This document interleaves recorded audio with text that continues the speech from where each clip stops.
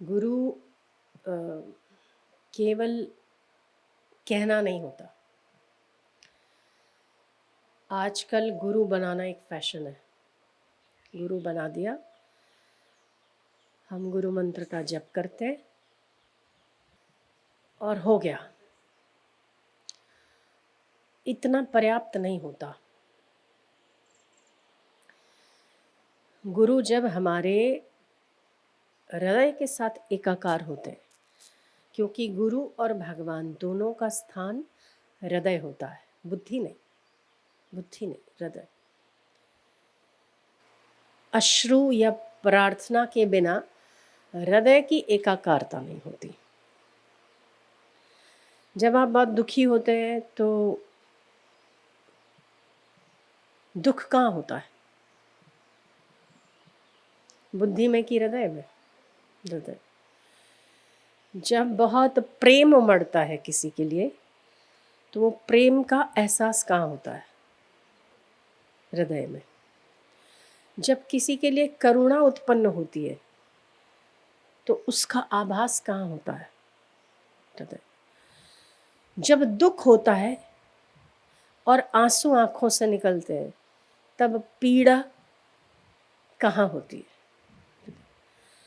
इसका अर्थ ये है कि दुख, सुख, करुणा, दया, प्रेम, सबका उत्पत्ति स्थान कौन है?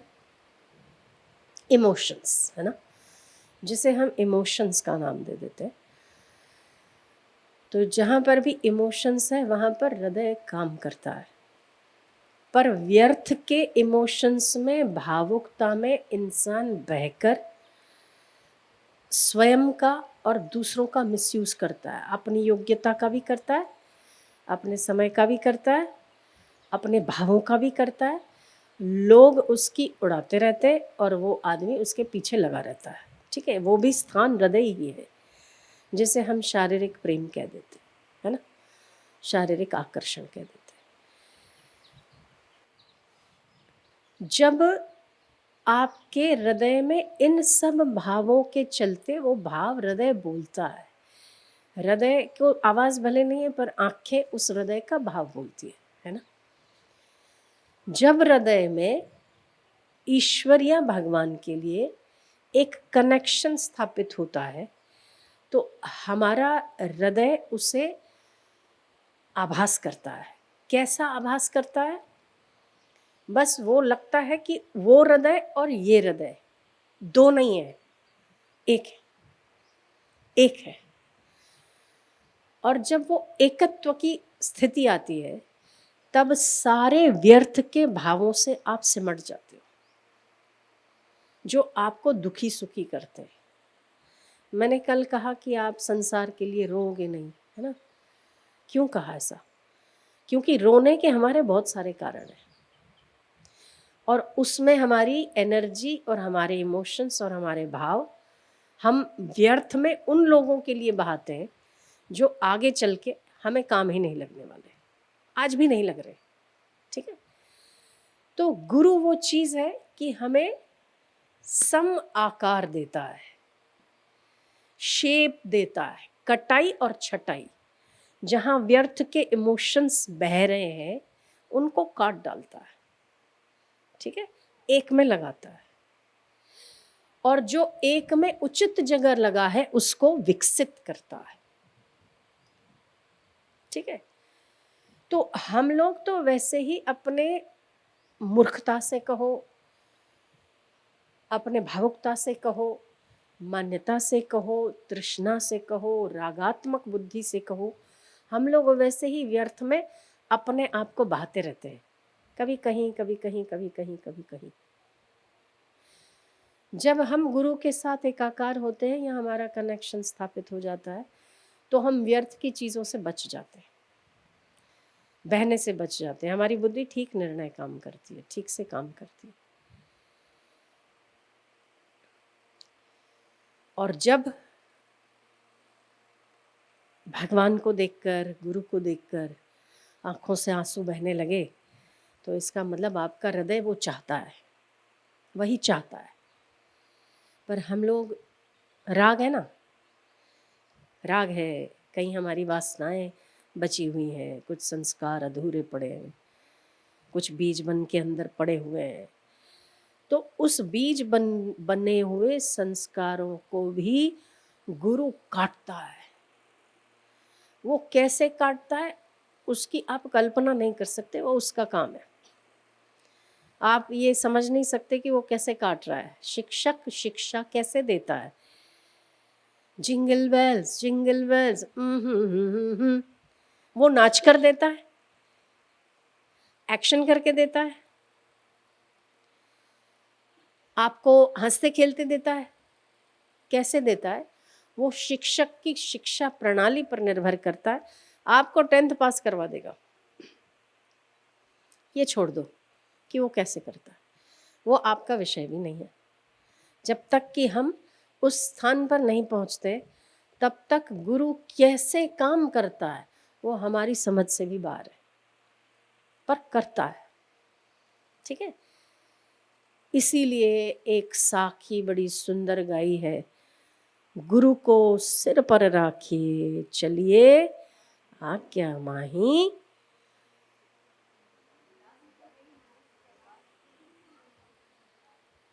तीन लोक में नाही, कहे कबीरता दास, तीन लोक भय नहीं। कई प्रकार के भय होते हैं, वो सारे भयों की जड़ों को काटने वाला गुरु होता है। भगवान कौन सा काटने आता है, पर वो जब भय, वासना, मलिनताएं जब कट जाती है और मनुष्य विशुद्ध हो जाता है, शुद्ध, तब वो भगवान की प्राप्ति के काबिल बनता है। तब तक तो हम अपनी मान्यताओं में जकड़े हुए हैं और तभी तक भटकान है, ध्यान देना, तभी तक भटकान है जब तक कि हमने अपने हृदय में गुरु या भगवान के साथ कनेक्शन स्थापित नहीं किया। इंसान तब तक ही भटकेगा जब तक उसके छोर खुले पड़े कहीं कहीं, है ना। करंट तभी तक लगता है जब छोर खुले, जब छोर जुड़ जाए तो करंट का सवाल नहीं है। लाइट जलाओ, बिजली जलाओ, पंखे जलाओ, फ्रिज जलाओ, एसी चलाओ, कुछ चलाओ, पर खुले हुए छोर बिजली लेने देने के काम नहीं लगते, केवल करंट मारने के काम लगते, है ना। तो हमारे छोर खुले हुए, कोई मोह में, कोई माया में, कोई आसक्ति में, कोई राग में, कोई अपनों में, कोई परायों में, कोई शत्रु में भी छोर खुले, कोई मित्रों में, राग और द्वेष के स्वरूप में हमारे बहुत सारे छोर खुले हुए। तो जब छोर खुले हुए होते ना तो हमारी जो एनर्जी है, हमारी जो योग्यता है, जो हमारा पावर है वो एकत्रित नहीं है और हर जगह हम जाते हैं हमें करंट लगता है। अपनों के पास गए, हम अपना समझ के जाते हैं, वहां से भी जोर का झटका धीरे से लगा, धीरे का झटका जोर से लगा, ऐसा होता है कि नहीं है। अपनों के पास जाते हैं अपना समझ के, वहां से भी झटका लगता है। फिर कहीं और जाते हैं तो वहां से भी झटका लगता है। फिर चलो खाने पीने में आसक्ति रख लेते हैं और ऐसे बीमार पड़ते हैं, वहां से भी झटका लगता है। जहां कहीं पे भी हमारे छोर खुले हैं ना, वो हमारी पावर को, बिजली को वेस्ट डालता है। करंट तो है उसमें पर जुड़ाव नहीं है, तो करंट मारता है 1100 का वोल्ट, 500 का वोल्ट, 400 का, बिजली जोर का झटका धीरे से लगा, होता है कि नहीं होता ऐसा।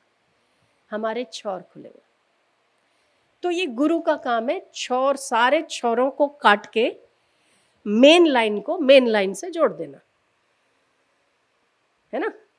एक लाइन को कटे हुए छोर से जोड़ देना, फिर जो पावर आती है उसमें तो एसी भी चल जाती है, फ्रिज भी चल जाएगा, ठंडक भी देगा, पंखा भी चलेगा, लाइट भी चलेगी।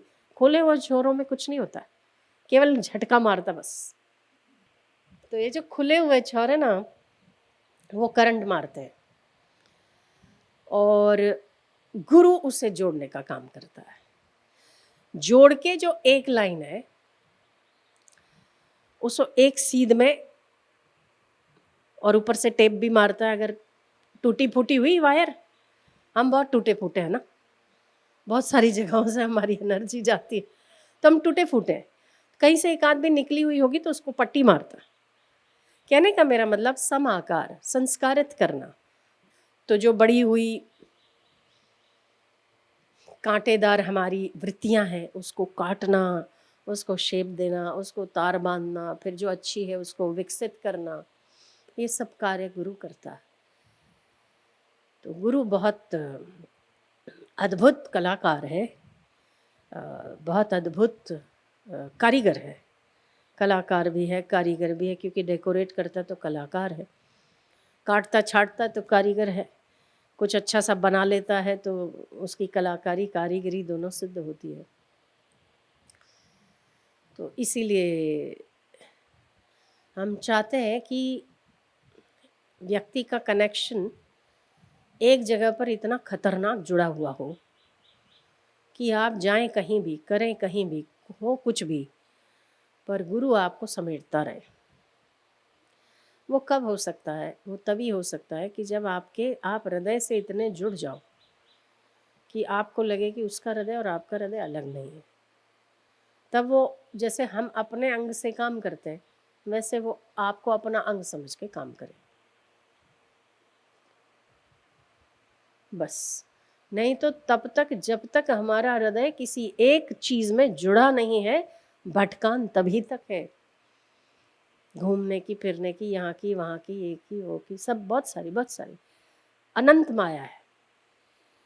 कोई घूमकर भी पूर्ण संतुष्ट नहीं है, कोई भोग कर भी पूर्ण संतुष्ट नहीं है, कोई खाकर भी पूर्ण संतुष्ट नहीं है, कोई पहनकर भी पूरा संतुष्ट नहीं है,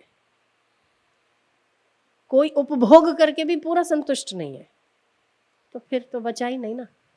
फिर तो अगला जन्म, फिर उससे अगला, फिर उससे अगला, फिर उससे अगला, फिर अनंत है।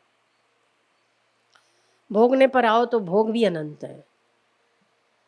काम भोगने पर आओ तो थक जाओगे, मर जाओगे, तृष्णा मरेगी नहीं। अगला, फिर हाथी, सुअर, कूड़े, कुत्ते, गधे। सुअरों को 14 बच्चे एक साथ हो जाते हैं। कितने कितने, और हर साल होते हैं। मुर्गियों को, चूजे देखो, आजकल तो मुर्गियों को इंजेक्शन डाल के हर 3-3 महीने, 4-4 महीने में बच्चे पैदा हो जाते हैं। वो भी 6-6, 7-7 लंगर ऐसे बन जाते हैं। फिर जिसको फिर भोगने की वो ही नहीं रहती। शरीर है, उपयोग कर, खत्म कर बात, बस। अभी जो हम मज़ा ले लेके भोगते हैं ना, फिर ऐसी योनियाँ प्राप्त होती है, कोई मज़ा ही नहीं है। बस बच्चे पैदा करते रहो, फैक्ट्री बना के। सुअरों को 14 बच्चे होते हैं, कुत्तों को 7 बच्चे, कबूतरों को तो हर महीनों में, सुअरों को देखो हर 2-3 महीने में, हर 2-3 महीने में 5-5 बच्चे। बहुत कामी होते हैं वो। इसीलिए ये सारी जो खुली वायर है ना, उनको समेटना, इसीलिए गुरु चाहिए। वो काटता।